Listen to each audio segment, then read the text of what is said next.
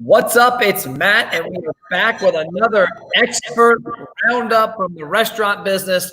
I guess you'd consider ice cream the restaurant business, right, Steve? Absolutely. Anyone who doesn't consider ice cream in the restaurant business is going to have an issue with me. So I guess tell us who you are and tell us a little bit about you in about a minute or two, and let's dig into some ice cream talk. Well, mate, Steve Christensen's my name, from Brisbane, Australia. Grew up and always wanted to be a policeman, funnily enough, and was 13 years into being a policeman and ended up getting stabbed and realized I didn't want to be a policeman anymore. And so we had some friends of ours fly to the States, Wisconsin, tasted frozen custard for the first time. And then decided they were going to open up a frozen custard business in Australia. Asked me if I wanted to join. I said yes. I don't even know what frozen custard is. We ran 2 brick and mortar locations and a food truck. And then the equipment company that we purchased our equipment from offered me and my family a job to come over and help grow their business. And we thought, well, 2 or 3 years would be a good adventure. And 16 years later, the adventure continues. So you're still here. Still here. Just long enough to lose my accent, I tell people. So we run an ice cream education and training facility in St. Louis, Missouri. And a couple of years ago, I was put in as the executive director of the National Ice Cream Retailers Association. So I wear a number of hats, but thankfully they're all ice cream hats. And I tell people, I can't do your taxes, I can't fix your car, but I know a lot about ice cream. So that's my gig. Yeah, it's ironic you said you got stabbed as a police officer, because the thumbnail on your one video a few weeks ago, wasn't it you with a giant pizza knife cutting ice cream cakes? That's right. Yeah, we like to kind of throw caution to the wind on our thumbnails. We're a lot more gentle in the actual video. So I guess talk about your experience in the ice cream business, and then also, because I want to get into some of the things that have happened this year with COVID-19 and all that good stuff. But talk about your experience. So you had your shop over there. How long did you have it before you decided to take this plunge and come to the States and work with the manufacturer? What kind of led to that? Well, I knew so little about the food service, not just ice cream, but food service in general. We opened up our first location, and on the very first day, someone came in and said, "Do you have anything non-dairy?" And I thought to myself, why is someone coming into an ice cream shop asking for something non-dairy? So I said, well, there's a bottle of Coke in the fridge. Anyway, they stormed out, upset, and I'm like, what is going on? So that's how little I knew about food service and ice cream in particular. But we ran those businesses for about 5 years. Okay. And again, the great thing about that was that we had the support and advice from the manufacturer of the ice cream equipment that we were using, the frozen custard equipment. And so I at the time, I was just kind of taking stuff in like a sponge, just wanted to learn as much as I could. And I guess that manufacturer, Ross Manufacturing, who've since been purchased a couple of times, I guess saw value in the passion that we had for the ice cream business. And so we basically gave our portion of the business back to the owners, the other owners, I should say. And then we moved to Escanaba in Upper Michigan. And again, our goal was to be able to, have an adventure over here, utilize my knowledge as a self-made ice cream guy. And it just kind of, rolled on for there. And I think that my passion is to just get people information and help them fulfill their ice cream dreams, whatever that may be. So since then, in that last 16 years, we've helped open up over 900 ice cream shops around the world. Wow. Do a lot of keynote speaking and workshops and so forth in relation to ice cream. We run ice cream classes here in St. Louis, Missouri. So,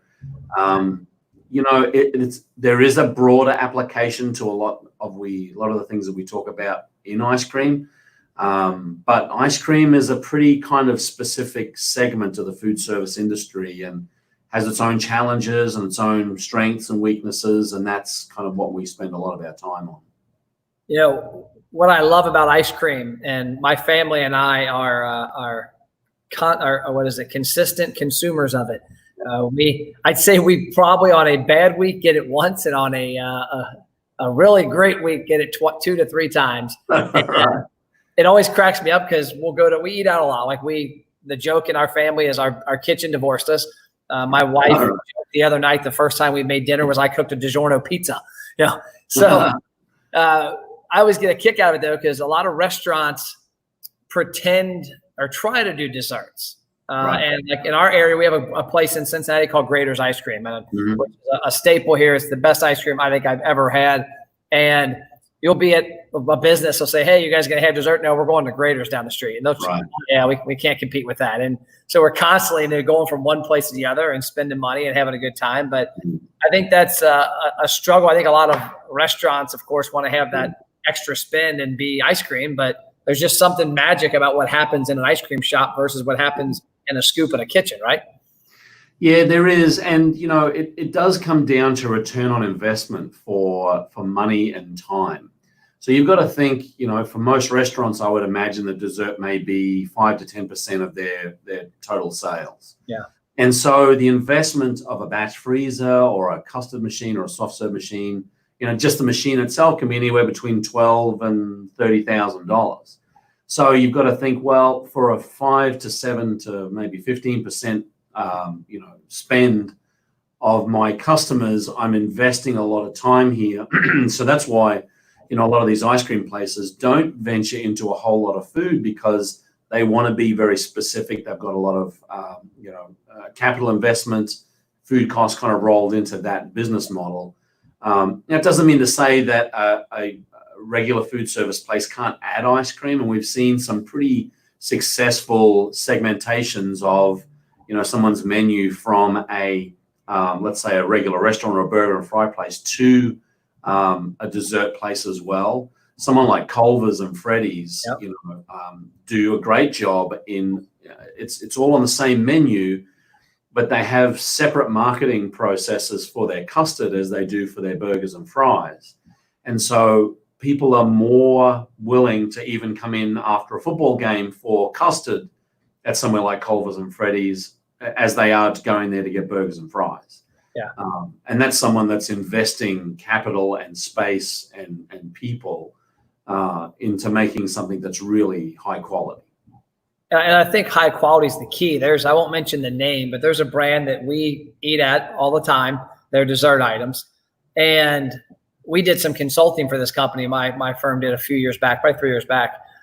And they were pushing hard on some of these food menu items. I had an honest conversation. I'm like, "Hey, do you want some feedback? Like those items, I don't eat there. Like you're wanting people to do this, but I literally I'll go to dinner at 10 other places before I eat dinner at your restaurant, but I don't eat dessert there. And I go get dessert at your place 2 or 3 times a week." Right.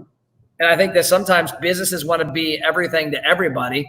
And there's very few that can, because there's some great, I love the mom and pop ice cream places. Actually, some of my favorite mom and pop ice cream places got the, I call the heart attack chili dogs and the things like that take me back to my childhood. But you've got to be really good at what you're going to do. Otherwise, it's, I think it kind of blends it all together and puts you in the wrong conversation.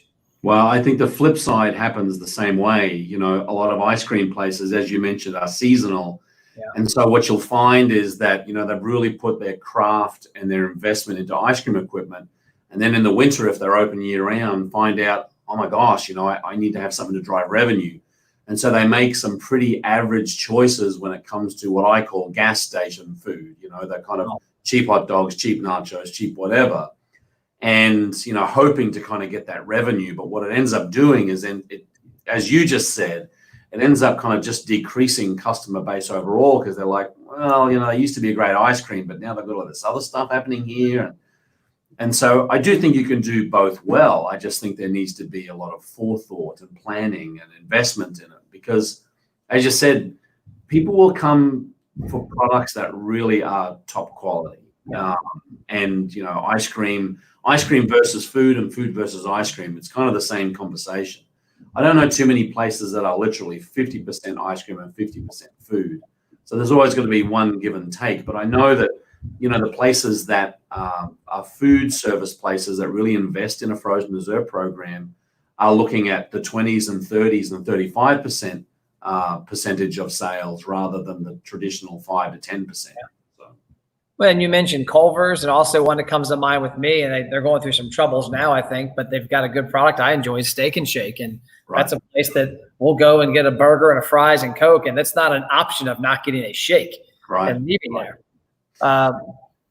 So question, you just said this. This always has me in my mind because my family and I, we don't discriminate. We get Graeter's ice cream January, February, March, April, May, June. We don't ever not eat it. But there's this perception, and maybe you have the answer why people can't or how can they sell ice cream in the winter? Because I'm in the Midwest, and there's seasonal places like actually how I found you was from a seasonal place called the Dairy Dream over in Albany, Indiana. Rex John, he's a client of ours. I interviewed him for my podcast, MPTV, and I found your publication there and was looking at it and reached out to you because it really interested me. But is there a difference between ice cream shops in May? I mean, obviously people are hot and you like ice cream more, but I like ice cream anytime. Well, I think there needs to be, in my opinion, there needs to be a certain push on marketing, and there also needs to be some reason for people to come out. So what we tell a lot of ice cream shop owners is make a specific menu for wintertime and only for wintertime. And we find that the businesses that actually tailor a winter menu or a fall menu, where you're looking at things like a hot cocoa float, or you're looking at like a warm brownie sundae or a molten brownie sundae, which is easy to do with a brownie and a couple of pumps of hot fudge. But that kind of juxtaposition between the fresh baked warm product paired with the ice cream tends to kind of get people's perceptions away from, oh, well, ice cream is just for summertime. Yeah. So I think, the diehards like you and I and our families will get ice cream year round. But I do think that ice cream businesses need to kind of really think about, okay, what are we offering different? What is the hook that we're offering here to get people in out of the comfort of their homes to come in and get something that's unique? And it's always been the battle of, people can buy ice cream wherever. And my thought process has always been, people aren't coming to your ice cream shop to get ice cream because they can just get ice cream anywhere else. They're coming for that experience. They're coming for the product. They're coming for the engagement with your employees. They're coming for the environment that they see and enjoy. So there's got to be this blend. If they're only coming for ice cream, then they're only going to come in the summertime. But if you can build up some of those other aspects of your business, then you'll see a lot better year-round traffic. And it's funny you mentioned something different. Like here in Cincinnati, like I literally, when November comes around, when Thanksgiving comes, I know that United Dairy Farmers is going to have their peppermint stick ice cream. I know that Chick-fil-A has their peppermint milkshake, and I know that Graeter's has their peppermint with I think it's Andy's chocolate chips or something in it. Their Blizzard, and I just go hog wild on those for like 4 or 5 weeks. That's right. Through them, but it's cool because I know in my head Thanksgiving that hits, and I think sometimes people get maybe stagnant and have the same items year round when, like you mentioned, having those certain things that maybe drive, like Graeter's here in Cincinnati, they do a seasonal, a monthly ice cream. And so like you literally have to wait to get it. Yeah. And I also think you need to be locked tight on keeping that limited, either a limited time offer or a seasonal item, because once people become complacent with it, then the magic's gone. So if you're saying, well, the month of November is this, the month of December is this, January is this, and then kind of rotating through them, it does give people a reason to come back. Yeah. And then, once you've rolled into that season where April and May are coming in, then, people are back into the ice cream mentality, but you've really got to work it in those other months. And some stores do well enough to be able to say, well, I'm good for the winter season. I've sown my oats, made my money in summertime, and they close down. But I think you're seeing more and more ice cream businesses now staying open and kind of utilizing that kind of extended season, if you will. Yeah, and that's you mentioned the changing up. I don't know if this is like this all around, but there's a guy locally that has a Wits ice cream. Mm-hmm. And it's a franchise, and his creativity on his differences. I mean, every couple of weeks there's something you can't get any other time. And like some of them are just blowing your mind. Like for me, I'm like, oh my gosh, I got to go get it right now. Like it might not be here tomorrow. Right. And so I don't know. Yeah, that's really great there. Is there a piece of advice for if you're talking to somebody that's out there? I mean, there's franchises like the Wits and the Dairy Queens, and then there's independents like Rex and Dairy Dream. Is there an advantage that you see over one way or the other, or is it just matter the person and the concept? Are you talking about like franchise versus independent? Yeah. Yep. Well, I always kind of look at the 3 S's. If you're going into a franchise, you're basically getting 3 S's. You're getting a sign, you're getting a support, and you're getting a system. So the sign basically is recognition, right? I mean, most people will pay for a McDonald's or a Burger King that's just so recognizable that there's great value in that sign, that brand. It's very recognizable. But some people, as franchises grow in the different parts of the country, and Abbott's frozen custard, which is primarily in the Northeast, is not even known in let's say, California. Never heard of it. Not a lot of value to the sign, but the other 2 things you get, the other 2 S's are the systems. So Abbott's, for example, is going to teach you the system. This is how you open the store. This is how you train your employees. This is how you order product. Now, you can learn the system independently. We teach it. A lot of other people teach the system. But some people kind of like to have that kind of all locked in for them. And then, of course, the 3rd S is support. So most franchises in your franchise fee will include a regional support person that's basically checking in and helping you out. And again, from a consultancy standpoint, there are a lot of people that can help in that process. So, I see that particularly in the ice cream industry, the growth of small batch, micro creamery, people kind of doing it on their own, seems to have a lot more action in it at this period of time than the franchise ice cream. Yeah. Just my opinion. But, when we kind of saw the microbrewery process start up, the ice cream industry is kind of on the tails of that. So there's a lot of people using the term micro creamery and small batch creamery, handcraft creamery, which, is their own local brand that's connecting with other local brands and seeing growth that way. So, you always get the people who want that support. They need the safety of the system. Yeah. But you've also got those people who are, no, I'm going to kind of freewheel it here, and the money I save on franchise fees, I'll invest in consultants and other bits and pieces. So that's my take on it. I just got off a call signing up a new client that's a franchise restaurant for one of our programs. And I asked her, I said, hey, I'm curious, of the 30 or I think it was 40 locations, how many of them are near you? She's like, oh, a lot of them are within 20 minutes to 60 minutes of them. So I'm like, great, because you're going to have brand recognition. That's going to make our job easier. I said, we have about every month or two, we'll get a client that's on an island, basically, like they're in Texas and all the other stores are in Ohio. Right. And like you mentioned, it's the first time I had heard it like that, sign, support, and system. And that makes sense because, I can get support from Scoop School. I can get system from Scoop School. Sign, not necessarily, but if that sign is useless because there's no brand recognition, there's no built up co-op fund and things like that, that hurts. So that leads me into my question about Scoop School. Tell us about Scoop School and what you do in St. Louis and how it helps the independent operators become better. Well, we kind of packaged up all of this experience and training and so forth. And we have a number of different programs of basically ice cream and frozen dessert education and training. So we have live classes. We used to have live classes. We will have live classes again. Generally, it's a 3-day class. And, I kind of call it, kind of like what we were just talking about, I call it a franchise course for independent people. Okay. So anything that you would learn in a franchise course, we teach at Scoop School. You've got, financial management, business development, business management, employee hiring and firing, all the systems, as well as the hands-on process. So our general 3-day classes are a kind of a blend of theory and prac. And over the past 3 months or so, we've actually been live streaming a lot of those classes, or all of those classes. And I'm actually really surprised at how many people are engaging in a live stream environment, because they probably can't get away, or this is going to be their side hustle.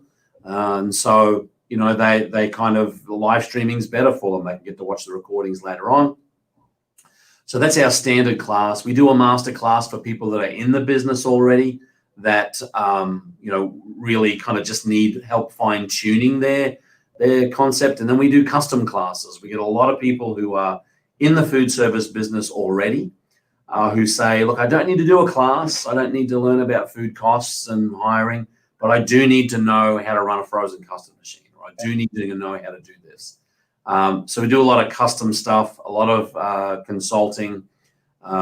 Really, my tagline, if you will, is that most people who want to get into business, the ice cream business, have the drive and the determination to do it themselves. They just need someone to hold their hand for a little while. Yeah. So that's what I am. I'm a professional ice cream hand holder.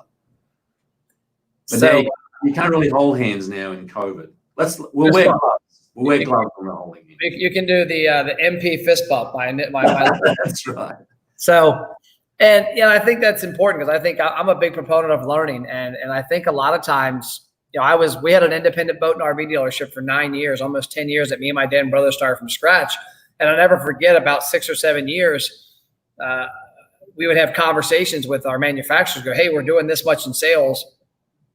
How do we stack up against people like us? I don't know. And it was like, okay, like, should I have a higher payroll, a lower payroll? And, and also there was a lot of tricks of the trade that we just had to learn on accident, right. By trial and fire. And I could see, I've looked at your website and I've watched some of your videos, and I could see where there's a lot of shortcuts that person's probably going to get to that answer eventually. But if you can get to it in a month versus a year, it's going to help your business a lot. Well, that's why we put a lot of content out on YouTube. Yeah, you do. And it's interesting. A lot of people will say, well, you're basically giving this information away. But what we do on YouTube nearly every day is just a kind of 3 to 5 minute, hey, this is how you do this, or this is how you do that. And it's helpful. But as you said, we got over 240 videos there now that people kind of get lost. So you can spend the time rifling through YouTube, but I think that, when someone's ready to take the next step, they've almost got a relationship with you through that process of watching so much of you on YouTube that it's interesting. Sometimes we'll pick up the phone here at Scoop School, hey, Steve Christensen, and people get all giddy because I've spent the whole weekend watching you on YouTube. It's like talking to an ice cream celebrity. Yep. So it's interesting how, if you put that content out there, people will watch it. And, you kind of get that relationship going virtually that, people feel much more comfortable in investing time and money with you because they know what you're talking about. Yeah. And that's also leads me to something I think a lot of restaurants in general, but I think ice cream shops don't do enough, is they don't do what you're doing with content. Like, it's not hard to take this phone and a little $5 tripod and show how you make XYZ, how you make an ice cream cake, how to cut an ice cream cake. Because, like, you actually did a video a couple weeks ago that showed you cutting an ice cream cake with a pizza cutter. And we literally had an ice cream cake at my house back in May for, I guess it was May or June, it was one of my kids' birthdays. And I'll never forget, I was tasked with cutting it. I got this giant knife and I'm jamming it into this thing. And it ended up being, you're killing it. Yeah, it looked like a bad crime scene when I got done. And I saw you be like, wow. But I mean, you use video great, and that could resonate with a lot of consumers. Because like me, I always joke with graders locally. I'm like, hey guys, all I need to see is a Facebook or Instagram, some video. Like they have the French pot, the chocolate being poured in there. I'm like, I see that on Instagram any day of the week, game over. I don't care if I'm on the way home from the gym, I'm probably stopping by and getting something. Well, mate, a lot of people, and again, we become so complacent with what happens in the back end of our businesses that we don't realize that people find what happens in the back of an ice cream shop fascinating. It never ceases to amaze me whenever we go to trade shows or whatever, and we're rolling waffle cones, and a whole bunch of people stand up and say, I never knew how a waffle cone was rolled. So there's so many just little things that we do that we take for granted in just making product, assembling product, putting stuff together, putting that Hayes Ice Cream out of Florida does a great job on TikTok of just what you just said, just the things that they do every day. They've started putting videos out, and one of them was just feeding Oreos into their batch freezer, and it got millions of views because it's like, this is how ice cream's made. This is cool. Yep. So I really do think that a lot of ice cream shops, a lot of food service places generally use images rather than video to promote their products, and images can really draw a lot of attention. But a 10-second clip on one of the things that you do in the back of house can actually make a huge difference in the way people engage with the brand. Yeah. Two of the ones that I see that get a lot of play, that we have a lot of success with, that we advise businesses to do, are boomerangs and then time lapses. Right. I mean, a time lapse of your line, people, if you got a place where they're putting in the toppings, it's just flying through. People just eat that stuff up, and it does great. And you mentioned the waffle cones. I had never seen a waffle cone made until a couple of years ago. I think we were in Destin, Florida, and this place had a person that all they were doing, but they were the waffle cone station. Yep. And there wasn't a person in there that didn't get a waffle cone. Like nobody, because you could smell them, you could see it being made. Like nobody was getting a cup. It was upgrading that extra $1.25 to a waffle cone. Everybody. Well, mate, that's the theater of ice cream, I call it. The more you can do out in the front of your customer to kind of just get them looking all around. Now making waffle cones over here. This is the Sunday making station over here. People are enthralled with the process. And that's why I kind of say, they're not coming for ice cream. They're coming for this experience. And the more you can integrate movement and sound and color and taste, all of those senses into one experience, the more you're going to get those people coming back again and again and again, because it's not like having ice cream at home. It's having this experience together.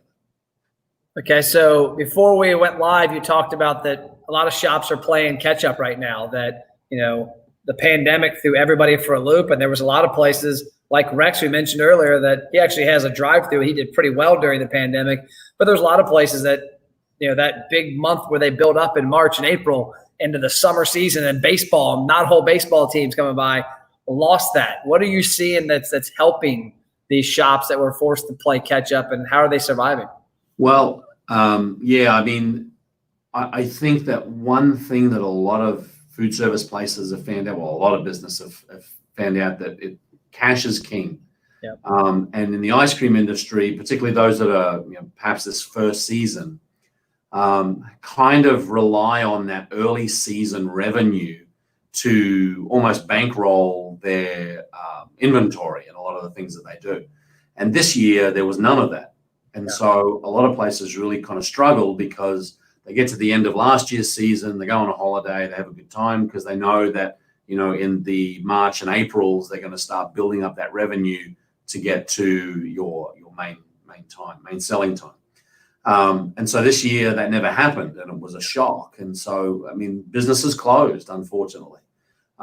Others were nimble enough to be able to say, right, we need to sell pints.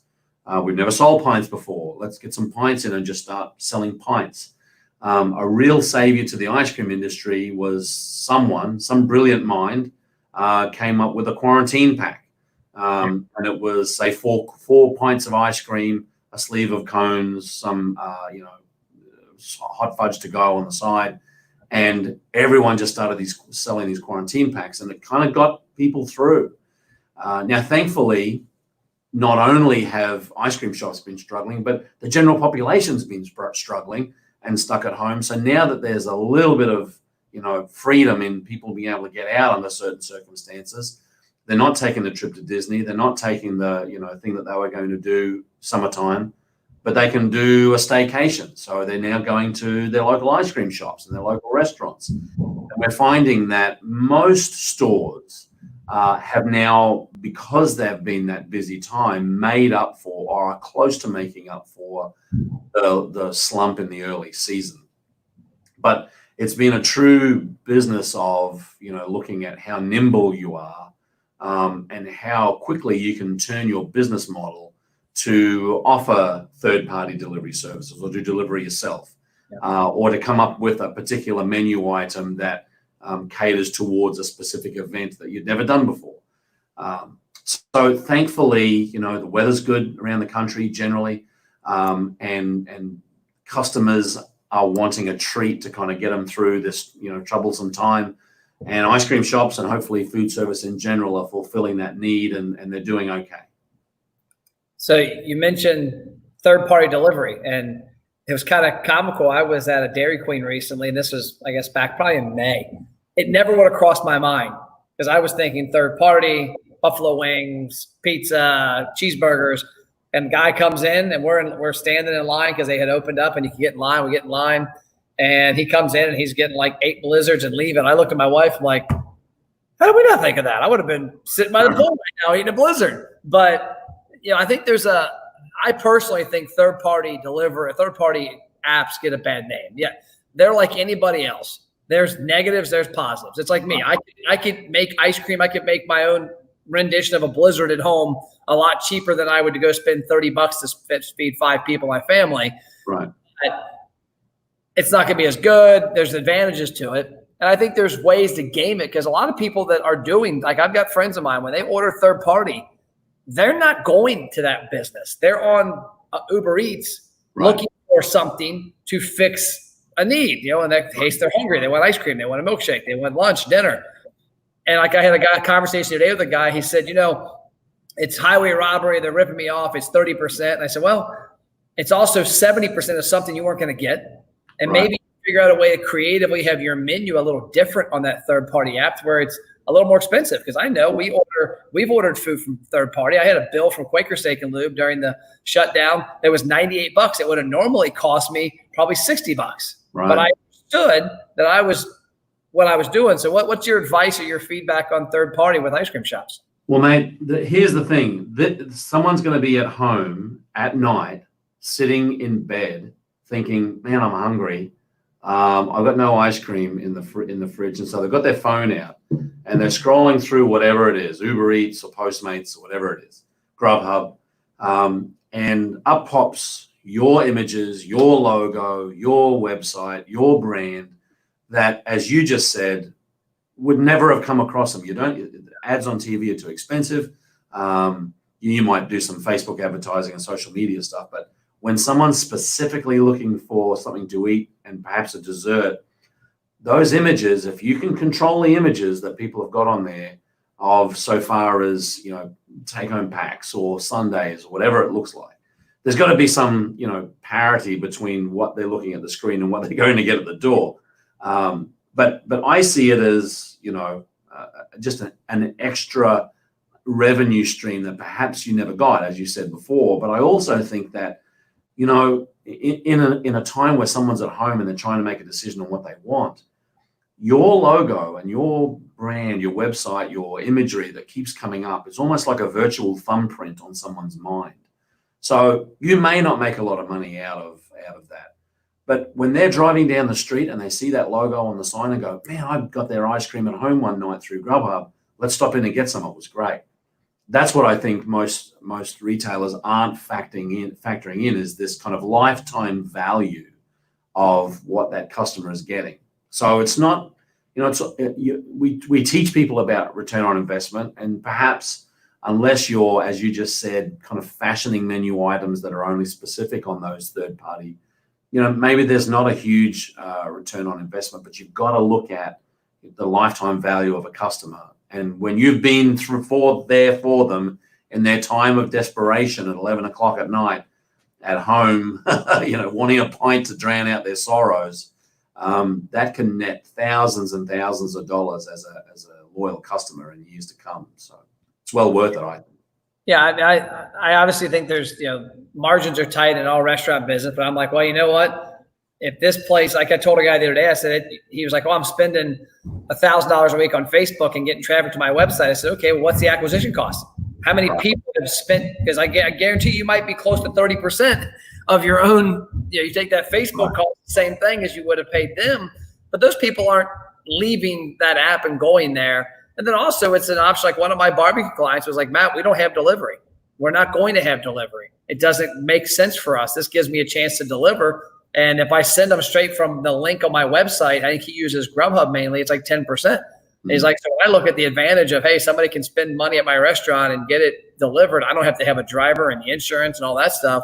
It's worth it. And that's a huge element. But like you mentioned earlier, it's advertising. And I think one of the big mistakes that most places are making is not acquiring that customer when that bag arrives.